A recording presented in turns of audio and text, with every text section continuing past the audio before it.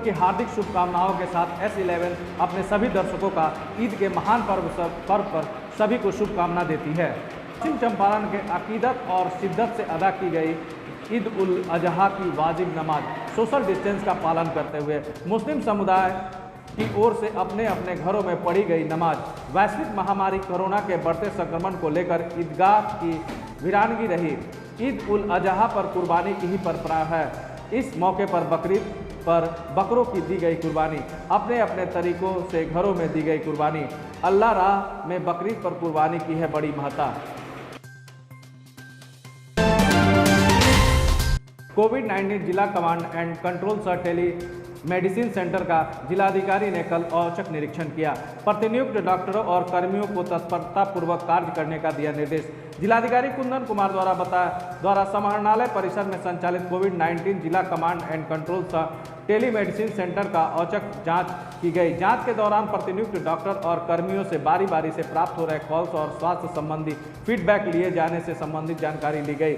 निरीक्षण के क्रम में प्रतिनियुक्त कर्मी अनुज कुमार वर्णवाल द्वारा बताया गया कि उनके द्वारा होम आइसोलेशन में रहने वाले कुल 53 मरीजों के स्वास्थ्य का फीडबैक लिया गया, जिसमें 9 व्यक्तियों द्वारा फोन रिसीव नहीं किया गया और 6 लोगों के मोबाइल नंबर पर रिंग नहीं जा सका। शेष व्यक्तियों ने अपना स्वास्थ्य सही बताया। उन्हें किसी प्रकार के स्वास्थ्य संबंधी कोई भारी पदाधिकारी द्वारा बताया गया कि कोविड-19 जिला कमांड एंड कंट्रोल सह टेलीमेडिसिन सेंटर में 25 जुलाई से 29 जुलाई तक 300 से अधिक व्यक्तियों द्वारा कॉल कर समुचित चिकित्सीय परामर्श ली गई और 900 से ज़्यादा लोगों को कॉल कर उनके स्वास्थ्य संबंधी जानकारी प्राप्त की गई और चिकित्सीय परामर्श उपलब्ध कराया गया। उन्होंने बताया कि 30 जुलाई को 134 व्यक्तियों को कॉल किया गया। इसमें से 24 को चिकित्सीय परामर्श डॉक्टरों की टीम द्वारा दी गई। वहीं 2 व्यक्तियों द्वारा कॉल किया गया जिन्हें चिकित्सीय परामर्श उपलब्ध कराया गया। प्रभारी पदाधिकारी द्वारा बताया गया कि टेलीमेडिसिन सेंटर में आयुष डॉक्टरों की भी प्रतिनियुक्ति की गई है। आयुष डॉक्टरों द्वारा आयुष मंत्रालय के गाइडलाइन के अनुरूप चिकित्सीय परामर्श भी दिया जा रहा है। जिलाधिकारी ने कहा कि होम आइसोलेशन में रहने वाले एक एक व्यक्ति पर ध्यान देकर उनकी हर हाल में जान बचानी है। चनपटिया के कृषि बाजार में रह रहे बाढ़ पीड़ितों को राहत सामग्री नहीं मिलने पर समाज सेवी मनीष कश्यप ने किया अनशन। नगर के कृषि बाजार समिति के प्रांगण में बीते कई दिनों से रह रहे सैकड़ों की संख्या में महादलित बस्ती के बाढ़ प्रभावित लोगों को राहत सामग्री नहीं मिलने से नाराज समाज सेवी मनीष कश्यप और सीपीआई नेता जगन्नाथ यादव के नेतृत्व में सभी बाढ़ पीड़ित महादलित परिवार अनशन पर बैठ गए। इस दौरान लोगों ने बीडीओ और सीओ के खिलाफ जमकर नारेबाजी की। नाराज लोगों का कहना था कि हम सभी महादलित परिवार के लोग हैं। बीते करीब 2 सप्ताह से हम लोगों के घर में बाढ़ का पानी घुस जाने से कृषि बाजार के गोदाम के शेड में शरण लिए हुए हैं। राहत सामग्री के नाम पर सिर्फ और सिर्फ एक बार अंचल कर्मियों के द्वारा 1 किलो चूड़ा, गुड़ और चना दिया गया। इसके बाद अभी तक कोई भी प्रशासनिक अधिकारियों और जनप्रतिनिधियों ने सुधि लेना भी मुनासिब नहीं समझा। कृषि बाजार के इस शेड में न लाइट की कोई व्यवस्था है, न ही भोजन का प्रबंध। ऐसे में हम सभी महादलित परिवार कोरोना से तो दूर, भूख से पहले मर जाएंगे। इधर अनशन पर बैठने की सूचना मिलते ही पहुंची चनपटिया पुलिस ने समझा बुझाकर अनशन खत्म कराया। वहीं समाज सेवी मनीष कश्यप ने बताया कि कोरोना महामारी है और इसका डर दिखाकर चनपटिया ब्लॉक में लाखों नहीं करोड़ों अरबों का घोटाला हुआ है। इन सभी अधिकारियों को पता है कि कोरोना के दौरान न कोई प्रदर्शन कर सकता है, न ही आवाज़ उठा सकता है। इसी के वजह से अधिकारी बाढ़ में गरीबों का हक मार लिए हैं। श्री कश्यप ने जिलाधिकारी से चनपटिया बीडीओ, सीओ और आरओ के कार्यकाल के दौरान हुए अनियमितताओं की जांच करते हुए तत्काल प्रभाव से निलंबित करने की मांग की।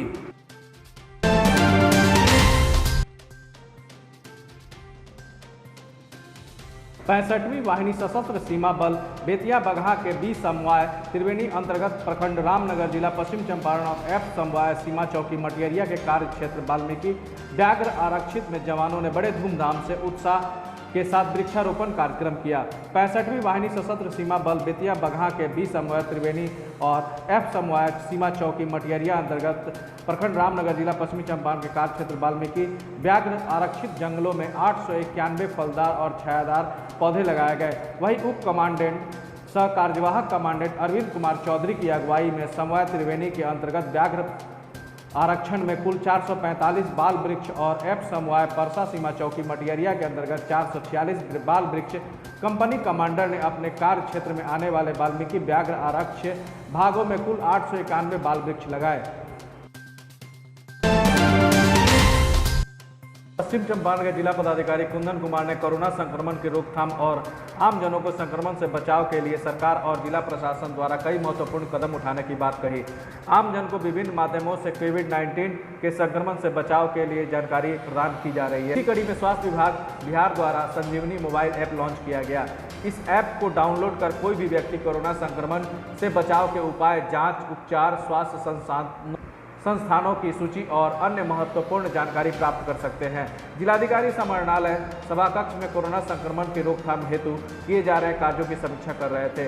जिलाधिकारी द्वारा सिविल सर्जन और जिला जनसंपर्क पदाधिकारी को संजीवनी ऐप का व्यापक प्रचार प्रसार करने का निर्देश दिया ताकि अधिक से अधिक जिलेवासी इस महत्वपूर्ण मोबाइल ऐप को डाउनलोड कर इसका लाभ प्राप्त कर सके।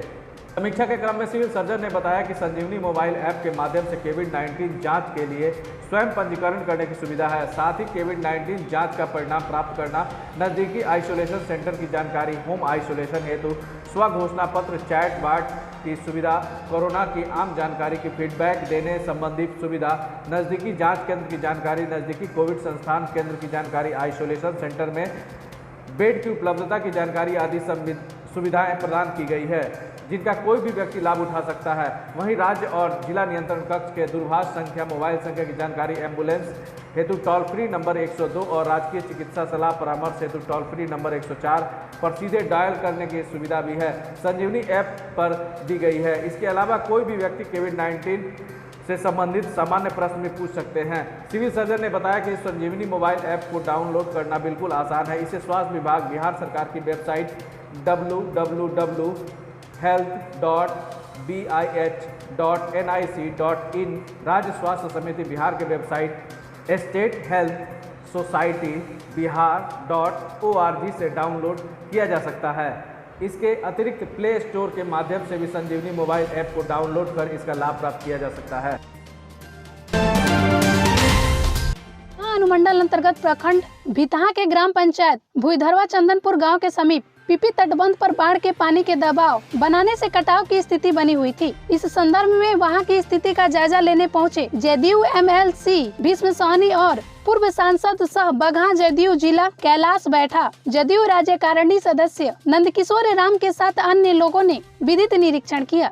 बताया जा रहा है कि वहां उपस्थित लोगों ने आवश्यक दिशा निर्देश देते हुए बताया कि फिलहाल स्थिति अभी ठीक हो रही है और युद्ध स्तर पर कार्य किया जा रहा है। इसके साथ ही वहां उपस्थित कर्मियों ने जियो बैग से दबाव बनाने वाले जगह को भरने की बात कही। इस मौके पर ओम प्रकाश शाही, जिला महासचिव अभिषेक मिश्रा, अशोक यादव, राजेश यादव, बगहा जदयू प्रखंड अध्यक्ष जितेंद्र प्रसाद जायसवाल, जिला महासचिव विनोद कुशवाहा, जदयू मीडिया सेल वाल्मीकि नगर विधानसभा प्रभारी शेखर कुशवाहा के साथ अन्य सैकड़ों कार्यकर्ता और ग्रामीण उपस्थित रहे।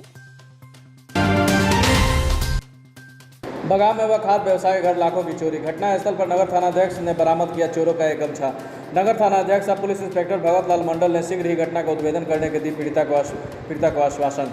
बगहा नगर थाना अंतर्गत नगर परिषद क्षेत्र के वार्ड नंबर 34 मलपुरवा चंडी स्थान निवासी व खाद्य व्यवसायी के घर हुआ लाखों की चोरी होने के विरुद्ध अज्ञात चोरों पर बगहा थाना में प्राथमिकी दर्ज कराई गई। दर्ज प्राथमिकी में खाद्य व्यवसायी राधेश्याम प्रसाद ने आरोप लगाया कि बीती रात NH 727 के बगहा बेतिया मुख्य मार्ग स्थित उनके निवास में 31 जुलाई की रात में चोरों ने घर में घुसकर चोरी की घटना को अंजाम दिया। रूम में पति पत्नी सोए थे। उसी रूम में रखा गोदरेज का अलमीरा भी खोलकर 3,17,000 रुपये नकद व 2 लाख रुपये के आभूषण चोरी कर चोर चंपत हो गए। इसकी जानकारी तब हुई जब व्यवसायी की पत्नी सुबह में जगी तो देखी कि घर का सारा सामान बिखरा पड़ा है और गोदरेज और अलमीरा भी खुला पड़ा है, जो अपने सोए हुए पति को जगाकर घटना की जानकारी दी। उनका मानना है कि चोर बाहर के रास्ते से घुसकर घर में घुसे और अंदर के एक रूम में व्यवसायी की मां भी सोई थी, लेकिन ऐसा क्या था कि इन तीनों में किसी को भी चोरी करते वक्त आवाज़ तक नहीं सुनाई दिया और चोर घटना को अंजाम देकर आसानी से निकल पड़े। बगहा पुलिस जिला के बथवड़िया थाना के पास शनिवार को उस समय अफरा तफरी मच गई जब बाजार बथवड़िया गांव निवासी फखरुद्दीन मियां के मुर्गा मीट बेचने वाली दुकान से गैस सिलेंडर में आग पकड़ ली।